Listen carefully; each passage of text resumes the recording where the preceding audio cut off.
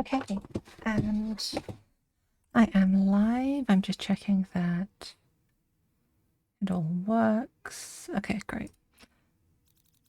Let's start with someone who has no weird movement stuff. Let's look at Sova. Okay. Okay, welcome to the GALORANTS learning program. I am Coach Vixie. I will be teaching today, and I'll be looking at radiant movement. I'll be looking at theories of movement in general, in FPS games and in, well, just moving. I'm not going to be looking at things like skill jumps or you should bunny hop or anything. I'll be specifically looking at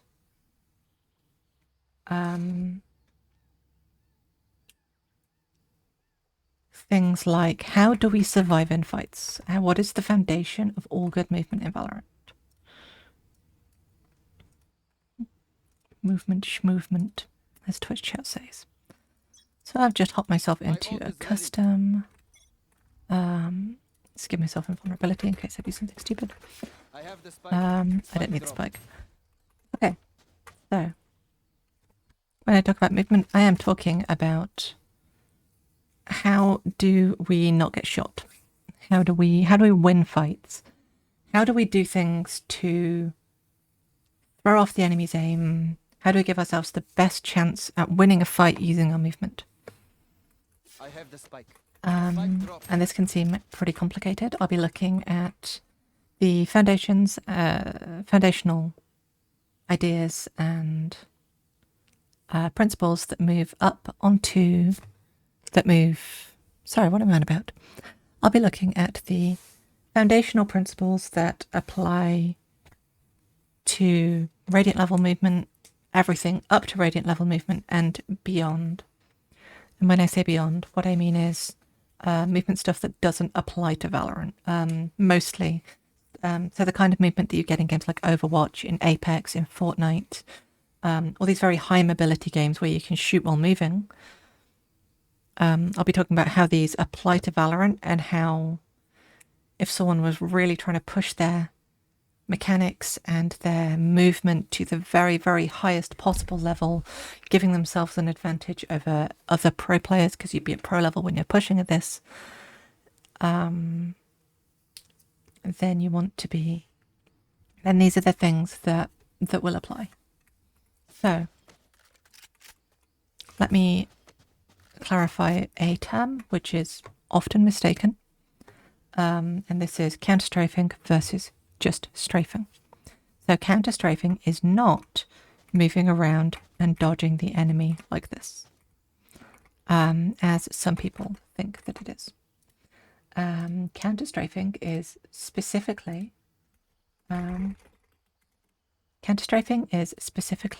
when you use the opposite movement key to cancel the end of your movement. So if I just stop, then there is an extra step that I take before I stop, and there's like a slight a deceleration before I stop.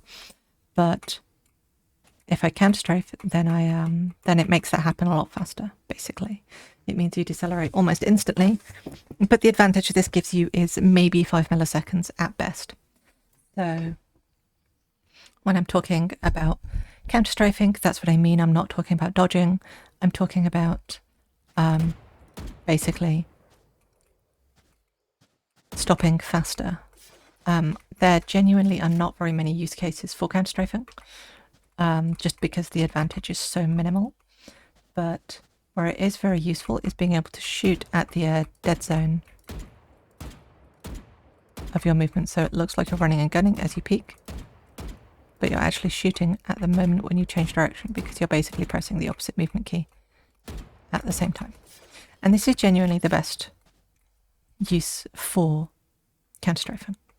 Okay, cool. Now we know what counter-strafing isn't. I could not talk about counter-strafing for a while. The basics of all good movement. You want to move well. Do not be in the enemy's crosshair. Seems super obvious, but the time to kill in Valorant is... How long does it take a Vandal bullet to land? Valorant uses a kind of shooting, guns, bullets. Valorant uses bullets, which are hit scan rather than projectile. In video games, you can generally like separate games and guns into whether they are hit scan or projectile.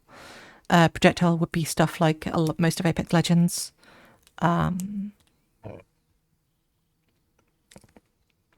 A projectile would be something like this, where it has a set path. And if this was a bullet, it'd be moving obviously a lot faster than this, then you could theoretically dodge it. And if you are using projectile weapons, you need to aim just in front of them so that when the projectile actually lands on them, then they win. So this is also why if you're doing like sniping and stuff like Battlefield or anything like that, then the bullets do drop because they have a projectile calculation rather than being hit scan. Hit scan is the moment you click, the server goes, oh, yeah, it will register instantly. There's no projectile calculation, there's nothing. As soon as you click, that bullet lands. There might be some disagreement with the server depending on the ping about exactly where it landed or when it landed, but Valorant's pretty good with that, and as soon as you click, the bullet lands. So the time to kill is 0 milliseconds. This means you do not want to be in the enemy's crosshair. If you're in the enemy's crosshair, you've hecked up. This means that if you're in a fight, you see an enemy, and maybe you miss your shots, maybe you hit some body shots, and they're aiming at you. You don't want to be there. You want to move. You want to get the heck out of there because they are about to shoot you. They are about to kill you. And every second you're in the enemy's crosshair is a second in which they can just headshot you. And you don't want that. On top of that, what if they spray, right? It's going to slow you down. You've got the bullet tagging. It's going to make your life really, really difficult. So this is why I say that the absolute basic of all good movement is get behind cover if you can. And this is getting you out of harm's way. This is actually wallbangable. But are there any corners on this entire map that are not wallbangable? There we go. That's not. So let's say you peek here. You see an enemy. What do? Do you stand here and do you take a 50-50 aim drill? No, you don't. You move. You get out of there. You leave. And now we think, where is the enemy's crosshair? The enemy's crosshair is on this corner waiting for me. They want me to re-peek. And so really bad movement would be moving into exactly their crosshair and getting tapped. However, maybe we can throw off their crosshair by doing this. Maybe not quite like that. You can jump. They probably won't shoot you in time because of peek's advantage. Maybe they have to turn to shoot that and you use that to cross. You draw their crosshair away. If they're distracted by your enemy, then you can peek it. Then you can peek where their crosshair was. It lets you win fights. But I'm not talking about how to win fights. I'm talking about how to dodge bullets. Pretend you're in the Matrix. That's a dated reference. Am I old? I remember when that came out. I think I'm old. Anyway. So yeah, don't be in their crosshair. Now, this is why if you go into a deathmatch and you see someone doing this kind of thing, they're actually kind of hard to hit. It's going to be really hard to just tap their head. This is why jump peeking is really good, as long as you're not predictable about it, because you are... So if their crosshair is basically on my head here and I jump peek, they have to aim, they have to move their mouse to shoot me, which is what you want. Every time someone has to move their mouse, and the more they have to move their mouse, the harder it gets to shoot you. Also, the more you change direction, and the more unpredictable your movement is, the harder it is to shoot you. So this is why I will do things like peek here, take a shot. I won't even see if they're there, I'll just take a shot, and I will reposition, I'll get closer. And then from here, I'll wide swing where they're not expecting, because their crosshair's holding for here, but actually, I'm actually here, so this is a slight movement, and then I wide swing, and they have to go, oh wait, that's not right. And it just makes it a lot harder. So this is just really simple stuff. If you can, get behind cover. If you get a kill, they're going to trade you. Get behind cover. You want to move. You want to get out of there. There is a really good video from Valorant Ascended which I might actually show you, which basically looks at one round by Xander. Was on V1, don't know what team he's on now.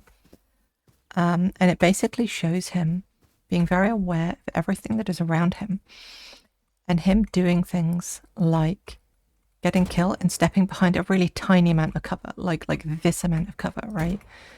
And then as they're pushing, he peeks right into them, and then maybe he'll push slightly, and then as he swings, he actually goes to the left, so their bullet goes over his shoulder, and then he shoots them, and that kind of thing.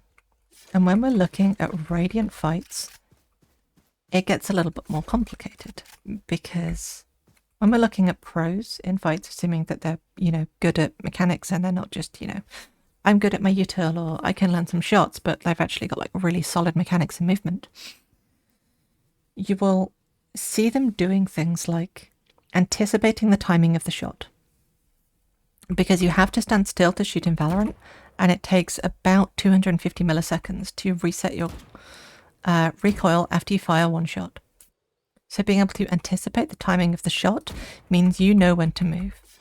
I was recently 1v1ing a Immortal 3 girl on my team because I wanted to show her some stuff. She had her knives out, she was using her Jet Blade Storm, making herself very difficult to hit, running around and everything. And because she was firing, hang on, let me just swap to Jet. 30 seconds left. Because she was firing at roughly this rate, so because she was actually trying to aim for my head, there was this kind of delay, right? Which meant, oh wait, all I have to do is take a step at the timing that she's going to shoot. So just take a little shot, and I just dodged all of her knives just by taking these little steps, just single steps to dodge their bullets. Now this does not apply if you're in very low rank. So if you're in, I say very low rank, if you're in like anywhere below like diamond, below like ascendant, might work in plat. But if you're bronze, if you're silver, if you're iron, you are not going to be able to break the timing of them because they're not going for your head. The enemy is just straight up not going for your head. They're going to see you and they're going to go like this. And they're just going to burst you down. How do you not get bursted down? You go, there's an enemy, they're going to burst me down. What if I step behind cover? Once they, finish bursting, you step out and you kill them while they're resetting their movement, while they're resetting their crosshair. Really, really easy to punish. So, hey, get behind cover, foundation of all of this.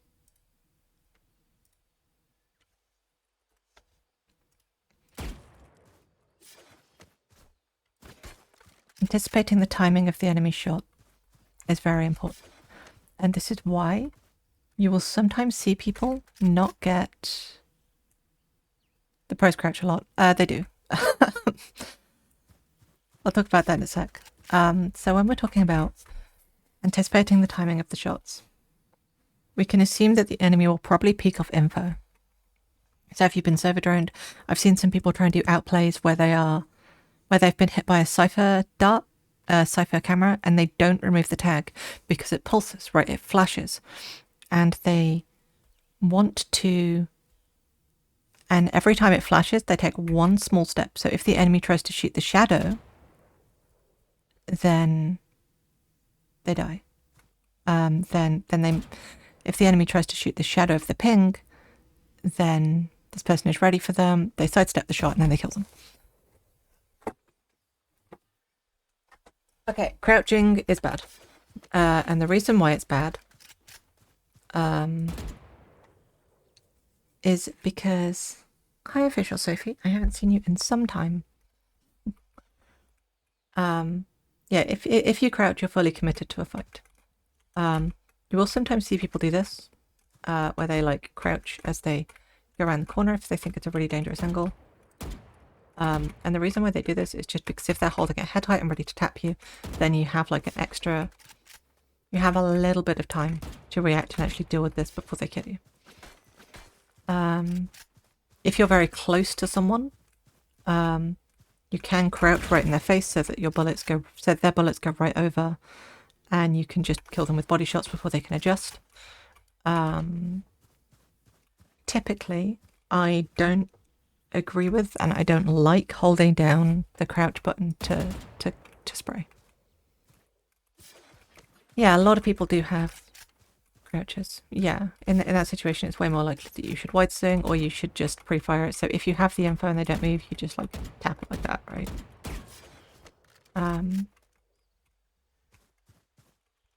You could wide swing, but if you're trying, like, it should always be a choice, right? Let's say I'm hunting someone, I know they're coming towards me, they know I'm coming towards them, and we're going like this so we can get peaks advantage and see the first person first. And I know that because this is such a tense situation, as soon as I see them, they're going to left click.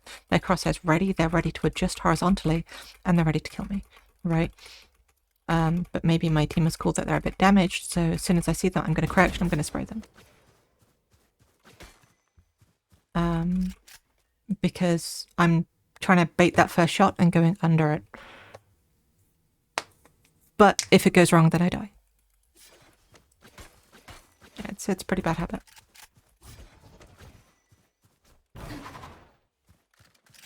Now, this is... So getting out of the enemy's crosshair is why Jet is very powerful.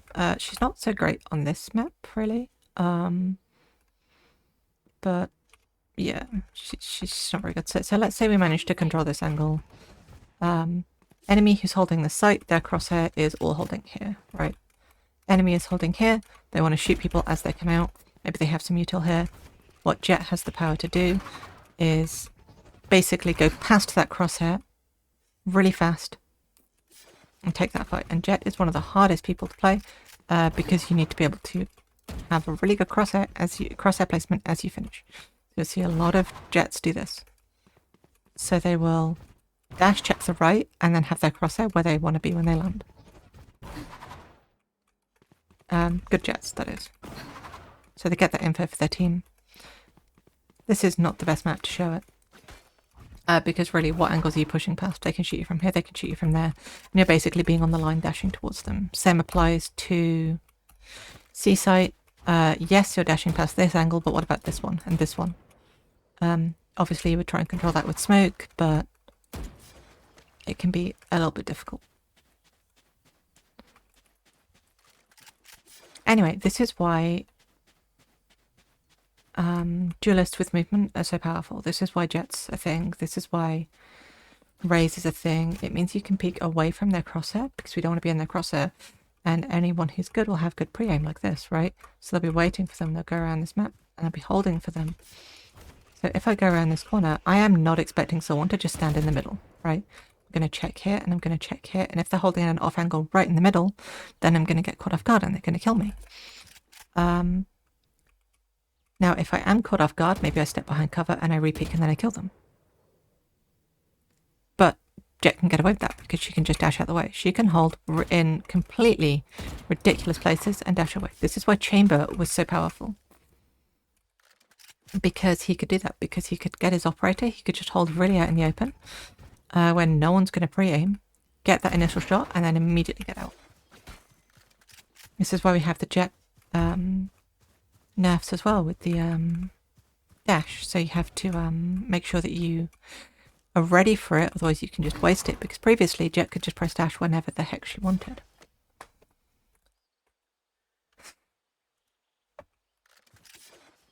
So,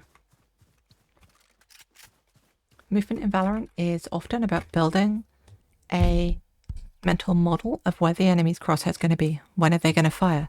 Are we expecting them to, pre-fire this? Are we expecting them to come out? They've just finished aiming. Are they going to, they've just finished a short burst? Are they resetting? We know the time they're going to shoot again because they're adjusting. They're probably going to shoot as soon as that's over. This means you know the timing of the shot. All of that kind of thing. And this is actually why, if you've heard of the popping swing, it's where you basically peek like this. It's where you literally just do a super, super, super wide peek, so they expect you to stop and then you don't, so they waste their bullets, and then while they're resetting their recoil, you kill them.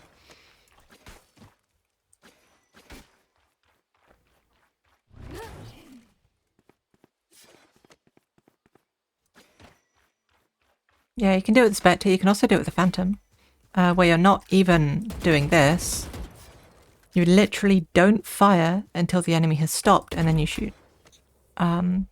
Works surprisingly well in very high rank lobbies.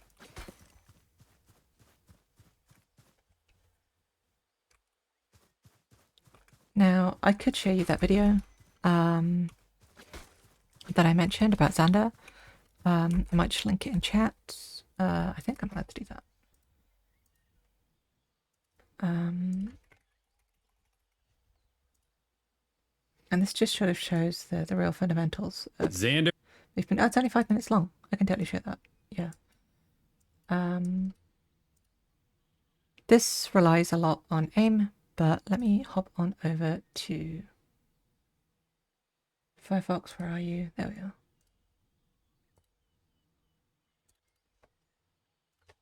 Okay, let me just skip forward to the actual outplay. Okay, this is the play I wanted to show you. Oh no. Why are we a tunnel? It's because we're looking at the wrong Firefox, that's why. Boom, there we go. Fixed it. Consistently win multiple duels is fascinating to watch. It requires such a good read on the game that Xander's ability to anticipate how other players will move makes it feel as though he can see the future sometimes.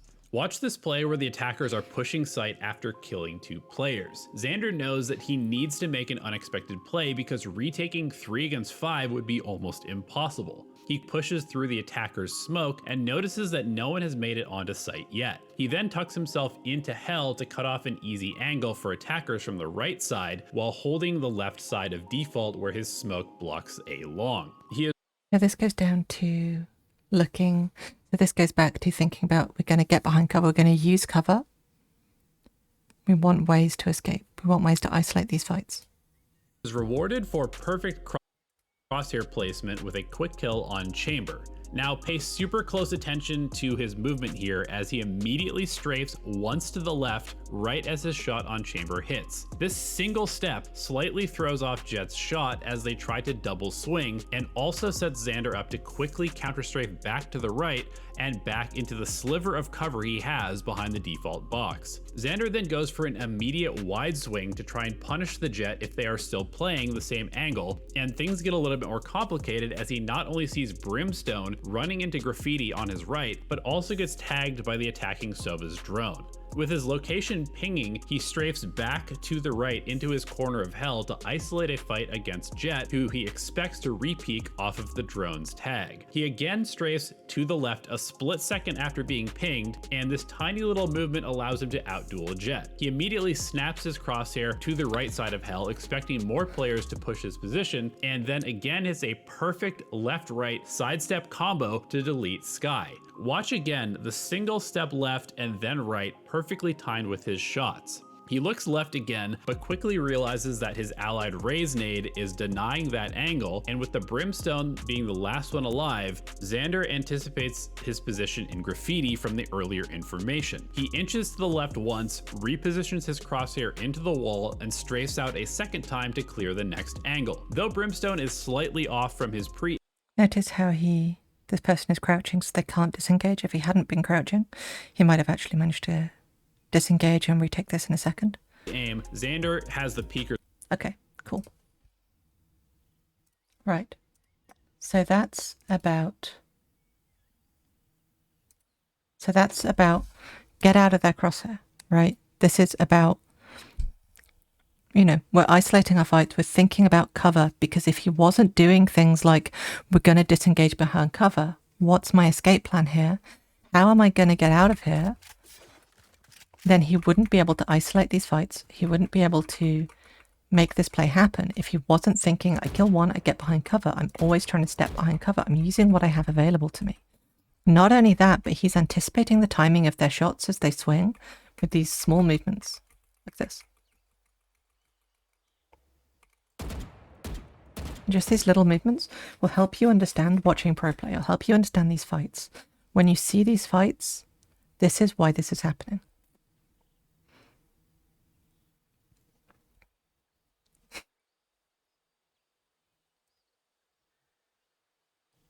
Is repeaking an angle bad because people tend to pre-fire once spot person? Yes, but it is pretty variable. Like, it's really going to depend on the situation. So this is going to very much rely on your game sense, but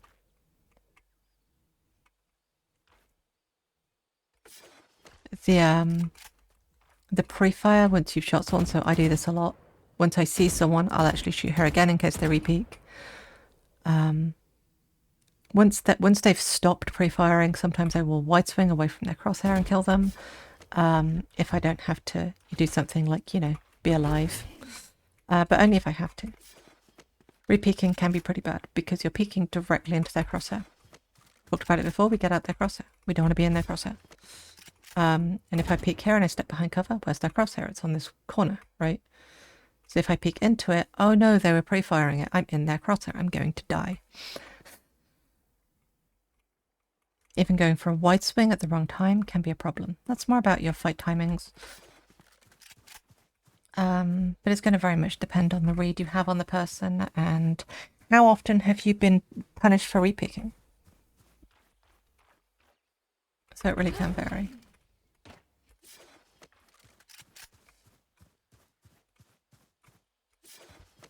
Re-peeking can be very, very dangerous. Okay, great. So I've talked about Valorant movement. I've talked about timing. I've talked about using cover. I've talked about anticipating the timing of these shots. Now, because we have Jet in the game, Jet offers us some unique options. Jet can move and shoot with perfect accuracy with her Bladestorm, which is really cool. This means that it requires a different kind of aim and a different understanding of movement to everyone else in the game. So for example, I can do this and basically popping swing.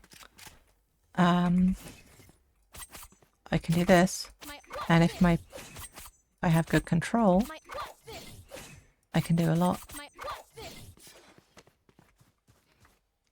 Most importantly, Jet can jump while shooting. She can jump with her Bladestorm.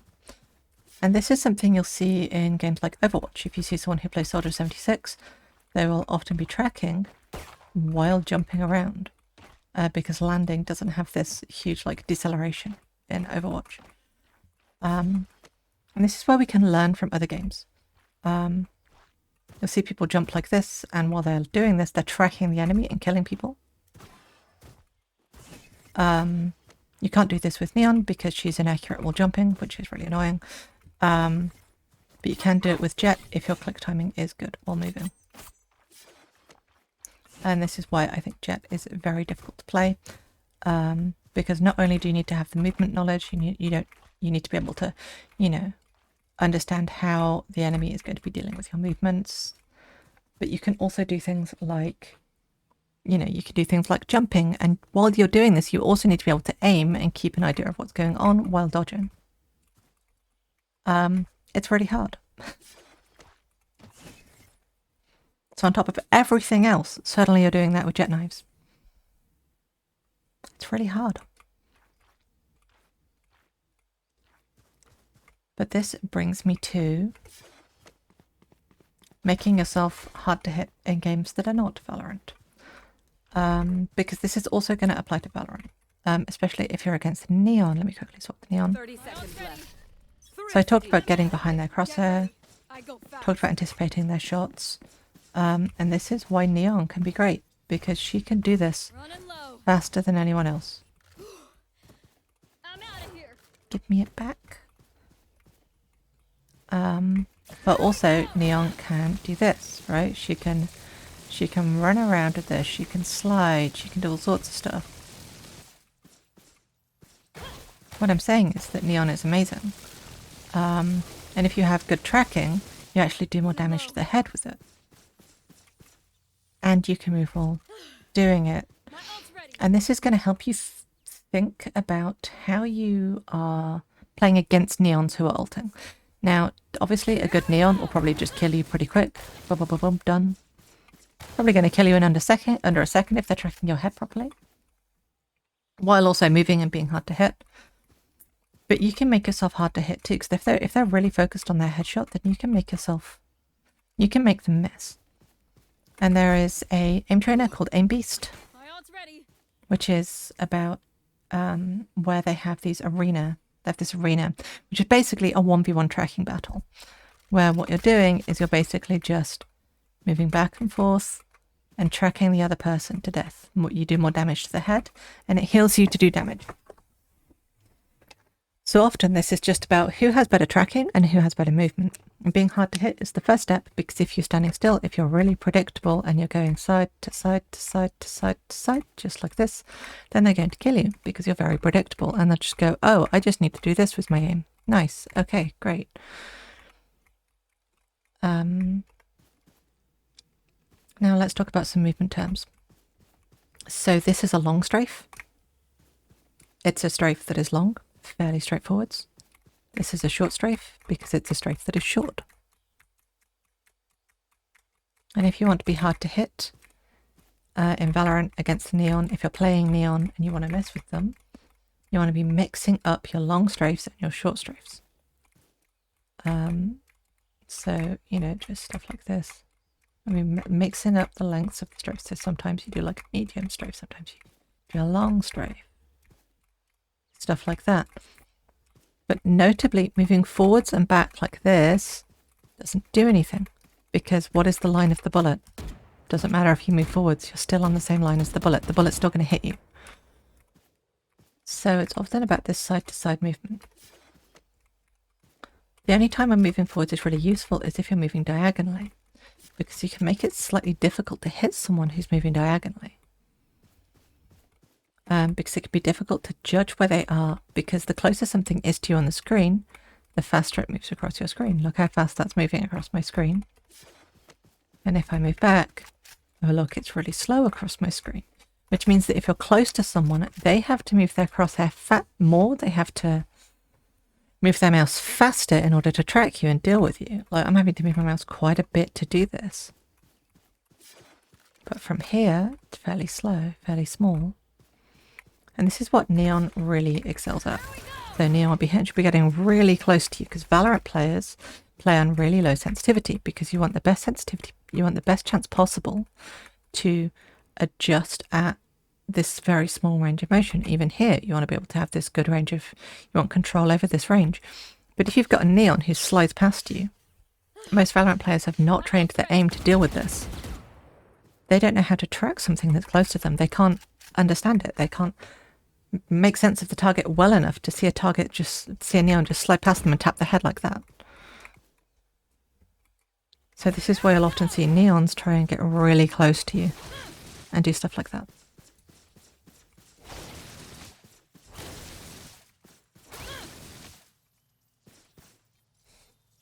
But even on neon, you still die in one hit, so you'll often see neons maybe go like this, and then they'll go like this, at a speed faster than what most people are used to on other agents. It means you're basically going, I want to be away from the crosshair and I want to make their aim to be as difficult as possible. And this goes back to crouching when you're at very close range. This is why you'll see sometimes people with a Bucky jump, because it's still reasonably accurate. Like that, compared to that, like it's still quite a lot of bullets going into the same place. So if you're very close to someone and it doesn't matter, you'll sometimes see people do this. They're trying to get out of the enemy's crosshair and they're trying to get close to them to make full use of this shotgun while being very hard to hit.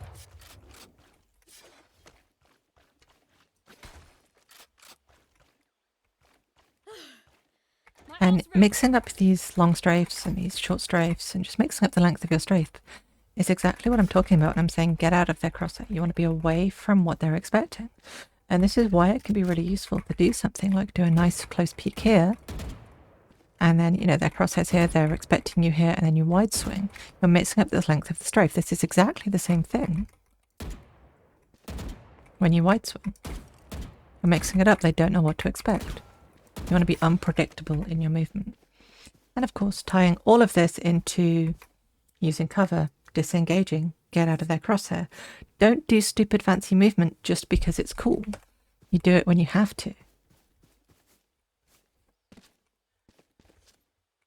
This is why you see people like Raze. Everyone's heard of Okay, I only have like Raze with a judge, right? left. Okay, that's enough. Because she's hard to hit. It's really hard to hit someone who's moving like that. Here comes the party. And a lot of bad races will just go straight forward like this. A lot of good races will actually airstrike while they're doing it. And if you watch someone play something like Overwatch, Apex, a lot of games with a higher time to kill, even in Valorant, to an extent, if someone really doesn't want to be hit, they'll be doing this. Hang on, let me get to full speed. They'll be doing this. Where they're turning like this, while bunny hopping away.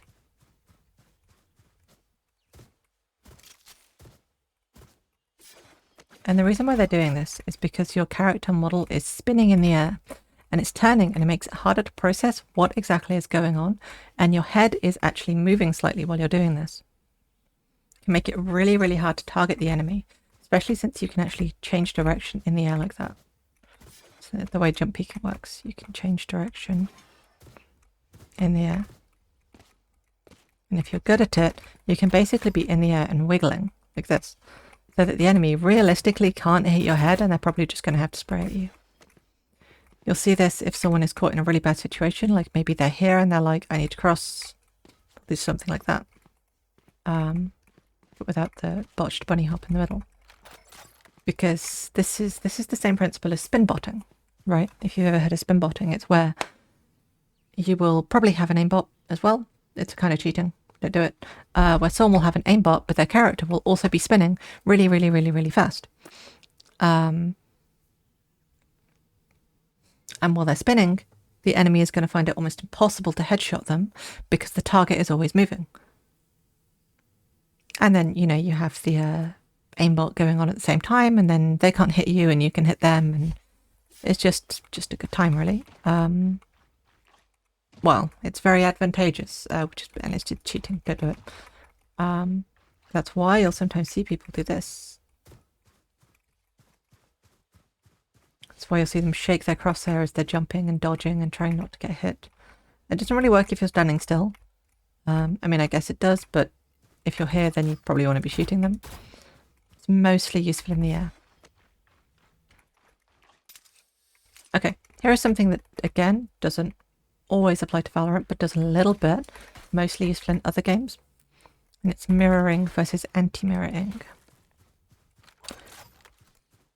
You know, I really should have got someone to like hop into this custom with me so we could see someone else and be moving against them. But I didn't. So counter mirroring is when you move. It'll take a while for you to hop on your EU account. So mirroring is where you move in the same direction. So let's say we both peek and we're both going in this direction, right? So practically, in terms of aim, we are moving in the same direction, so we may as well not be moving. Movement speed is the same for both characters, so I can still track them, and this isn't very difficult for me because my crosshair is effectively, it doesn't matter, my crosshair's still on them if we're mirroring each other, moving in the same direction at the same time. Now, if they're moving that way and I'm moving this way, suddenly you have to move your mouse a lot more, meaning aiming is harder. So aiming in an anti-mirror kind of way can be quite hard because you're moving in the opposite direction to your crosshair. Now again, this is mostly useful in games like Apex and Overwatch, but it's still useful in Valorant because if you're in a fight and let's say you're both caught out in the open, it's really bad and you're both moving like this, you really want to be thinking, am I just moving left to right in the same time as them? Or do I maybe I go shoot and then I'm actually moving in the same direction one time so that I'm then moving into anti-mirror, making it harder for them to adjust onto me. These are all fringe cases. These are all really small optimizations you can do to make your movement better, but they apply. These are concepts from other games. Hang on a second, just banning a bot. Hey, another bot. Any mods in chat?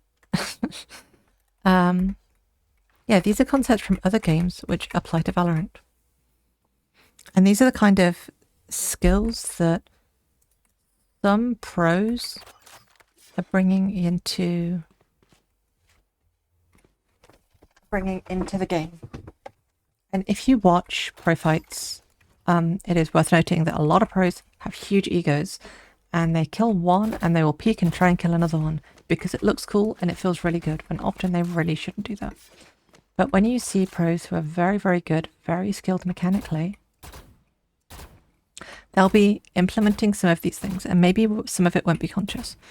But some of these are just from...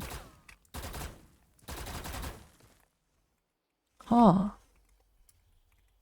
That's so cute. Anyway, some of these are from other games. Some of these are Overwatch pros. Some of them are Apex pros. I think Shroud is an Apex pro. Am I wrong? Maybe. And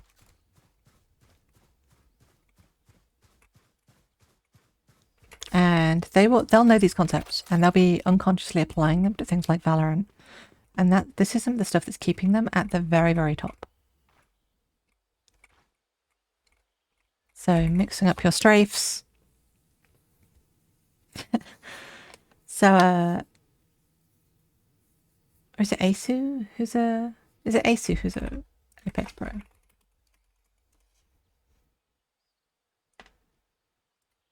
Yeah. It's Asu. Asu is the pro.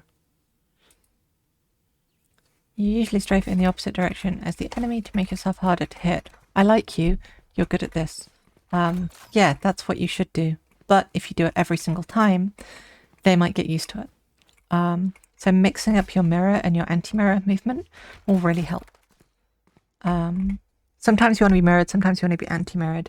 It's basically the same as mixing up your long strafes and your short strafes. And remaining unpredictable. Of course, this requires really good aim, really good read on the enemy. But get behind cover. Use your cover. Anticipate the timing of their shots. And when you're really caught in it, you want to be using small steps to catch them off guard. And you want to be mixing up these long strafes, these short strafes, meaning sometimes you wide swing, sometimes you don't. Sometimes when you're moving in the fight, you actually go further. You want to be mixing up this mirror movement and this anti-mirror movement.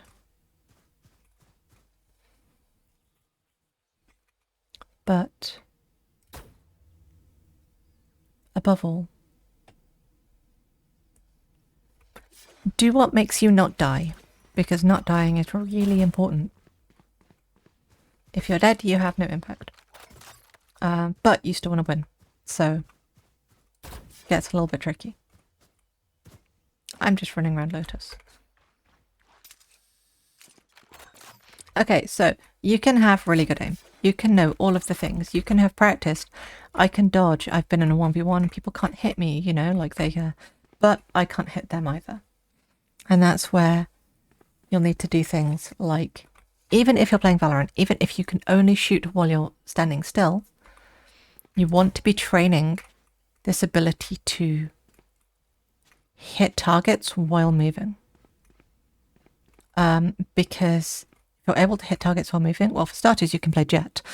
But also, you're going to make it a lot easier on you, because rather than move, flick, stop, you are flick while moving, so you're already on their head, and then you stop and you kill them. So it's the difference between that and that.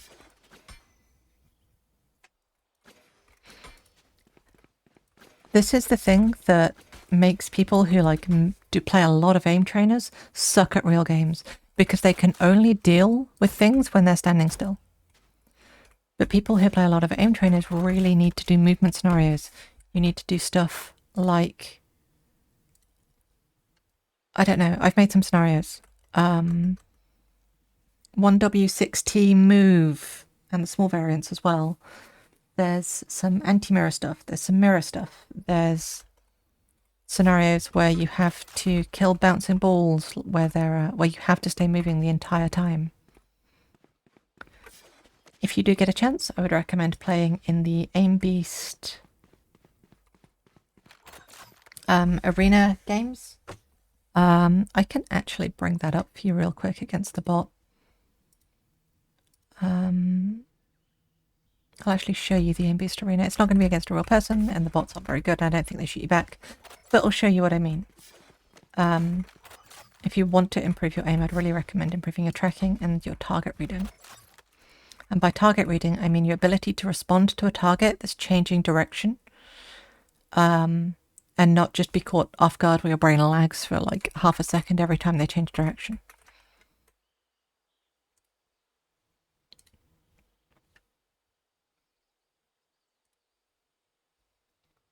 You grab a window catcher, Aim Beast.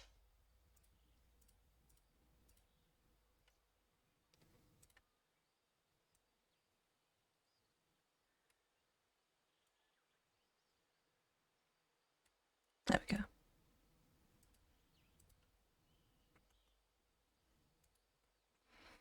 If it wants to open up, we can but hope. Does anyone have any questions?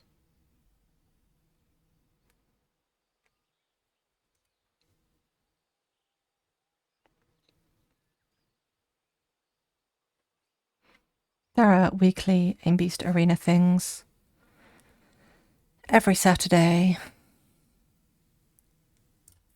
Let me open up a custom.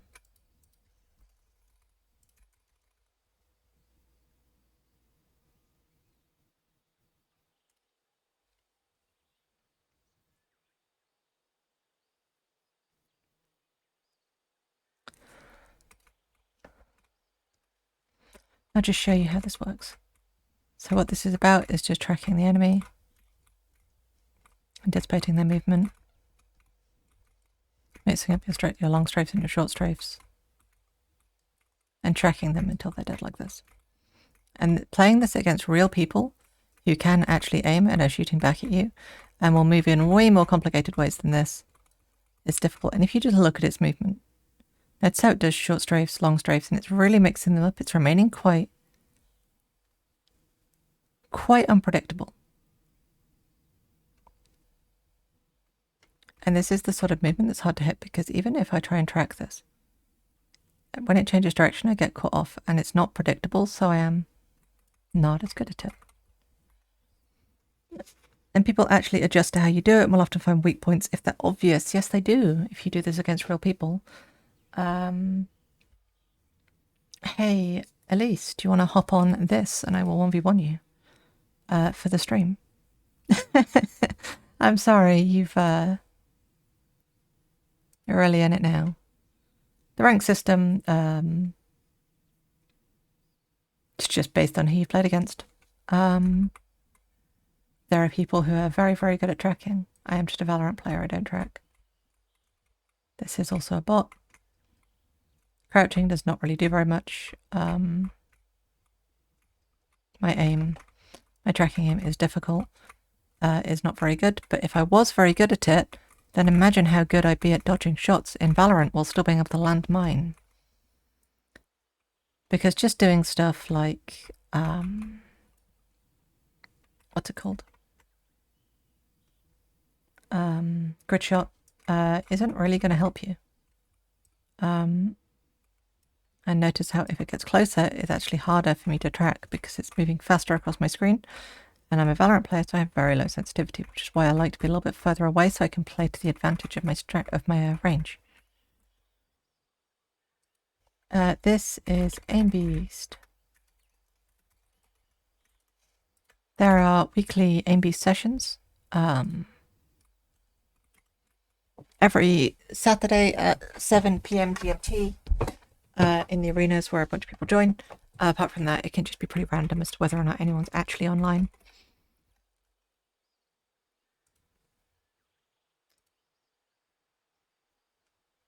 wonder if anyone is actually gonna hop in this. I hope Elise is loading it up. But yeah, people will find these weak points. Yeah, there's Elise. Nice. So if I do this, I can see where she's aiming. She's actually not really mixing up her strafes that much. Her movement is quite predictable. She's doing a lot of these really long strafes, right? So I can do that. And of course, now that I say that, she is mixing it up because she can obviously hear me. And I'm finding it fairly predictable, just nice and back and forth. Just like that. And then this means that if I ever do a deathmatch against her, then I can actually predict her pretty easily. And I can just dodge her shots. Like if I see her, I know when she's going to shoot. I know her weaknesses. I know how she's going to move. Because I've done this. And if I play against anyone like who's about this level or worse in Valorant, then I can just kill them most of the time. And sometimes you mix it up just by doing a really long strafe towards them. Which is, of course, quite fun. So just going like this, you can see how much trouble she's having with me being very close to her. And if I step back, it's easier on me, it's easier on her. But if I try and mirror her a bit there, no, she doesn't want to be mirrored. Okay. Okay, cool. All right, that'll do. I just thought I'd demonstrate this and say that if you really want to push your movement to the next level, you want to push your aim to the next level, really pay attention to how Radiant players and pro players are moving, and try and ask yourself why. They make mistakes. Like pro players make a lot of mistakes, but often what they do has some logic to it. And really analyzing, being like, that's an interesting thing and it really worked for them. Why did it work for them? How can I improve my movement? And then whenever I do that kind of aim beast stuff, when I'm done with it, if I then hop in a deathmatch or something, then I am always moving slightly differently, right? When I hop into a deathmatch after doing any of that aim beasting stuff, when I've been thinking about my movement, I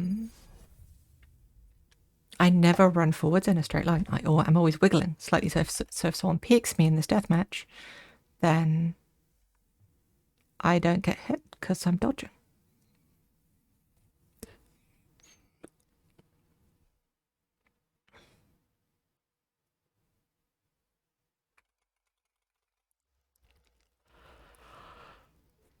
Level 340 is way too much. So let's see if we can find an enemy. So here I'm just anticipating her shot. She gives up and sprays. It's Guy. Oh no. So I want to be using cover here. I dodged him, but there was someone behind me. Someone behind her, right? Okay, okay.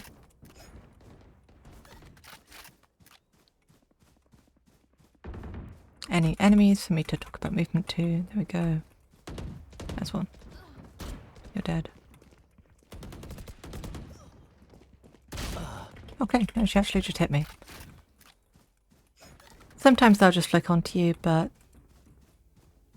the better you use cover. I anti-mirrored him there as he swung because I expected him to swing. Playing really close to this angle.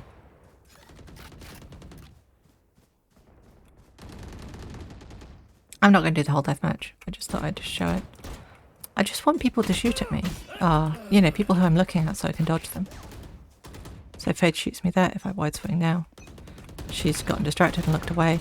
Valorant players have no object permanence. They'll like get bored and look away if you like hold for like 3 seconds most of the time. So I'm baiting someone to peek here. And I'm jiggling this because I'm always wanting to move behind cover. Neon sees me. She got bored. She doesn't really know what to do with me.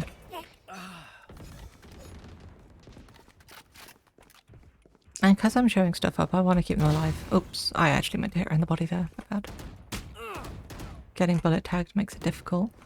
You see, just mixing up these strafes means they don't really know what to do. And it just... See? Like, they can't hit me. Oh. And this is just all these movement principles that I talked about. Anyone to mess with? Hello, KO. A bit busy. Oh no, there's someone behind me. Bullet tagging is really annoying.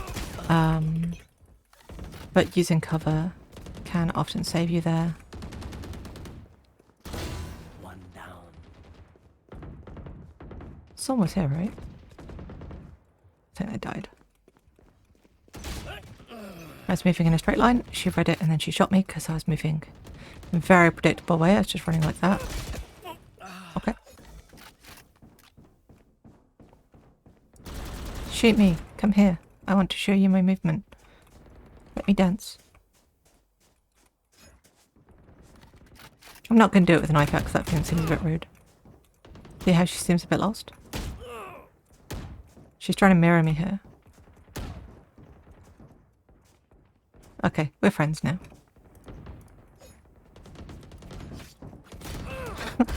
That's good.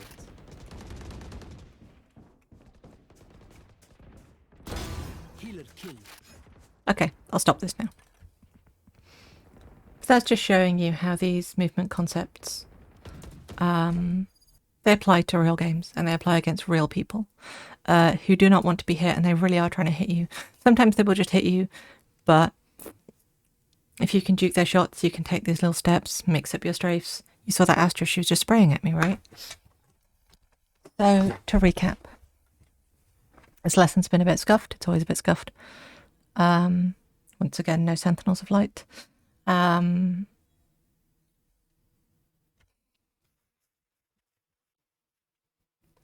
There's... Movement is really... It's not complicated, but it is difficult. It requires a really good read on the enemy. It requires really good awareness and just building up these concepts. So you play a game and you think, I'm going to make sure I'm disengaging. I'm using cover. Do that for like 15 games. After that, you want to go, I want to be away from their crosshair. How do I not be in their crosshair? While also sometimes moving between. Well, sometimes, you know, also trying to disengage, but when you can't, you're going, how can I not be in their crosshair? Where's their crosshair? You do that for 15 games, and then you just build it up, and you go, okay, how can I mix up my strafe lengths if I'm caught in a long fight? How can I, you know, think about mirror and anti-mirror? How can I use being closer or further away from them to make it harder for them to aim? How can I use maybe movement abilities from main jet or raise or something to throw off their crosshair? And that's it. Like that's movement. That is understanding radiant movement and beyond, because those concepts like mixing up the strafe length, like getting closer to them or further from them, like mirroring and anti-mirror. These are the concepts that radiant players and pro players are implementing into their movement to push themselves to a higher level. And with that, any questions before I end?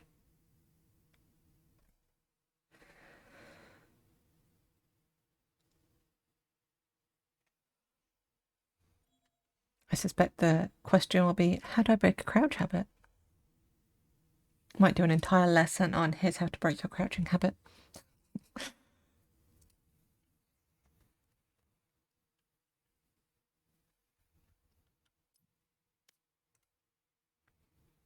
No?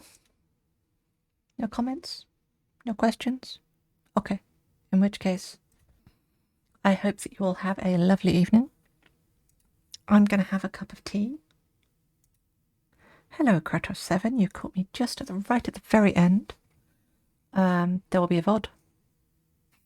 Thanks for the production appreciation, Shikureto. Okay. Have a good one. And I'm going to head to the end screen now. Bye. Go get Samara.